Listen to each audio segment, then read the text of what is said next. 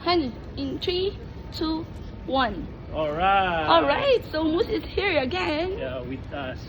So we're Lagi namin here. kasama sa travel buddy namin sa Moose. Ayan. So we are here na. Buti nga wala pa siyang Sa Norway. pamasahe eh. So nakuha na po namin yung mga bagahe namin. We are right here right now in Norway. Palabas na din kami. Ito ang washroom. Sarado. Ma-washroom muna. Sarado yung panlalaki. Ayun, Or sa labas na. Doon muna. Ayan. Oh, iba yung... Sige na. So, Padala. time check 1:24. Medyo mahaba-haba po yung ginawa naming travel from Dubai to Istanbul to Norway. But thanks God, we are here right now in Oslo. Grabe.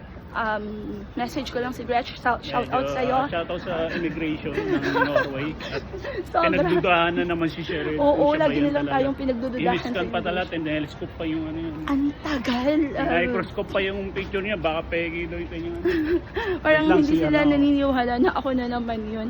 Grabe, kaya hanggang kailan ko may experience to, hanggang hindi ako nagpapalit ng passport.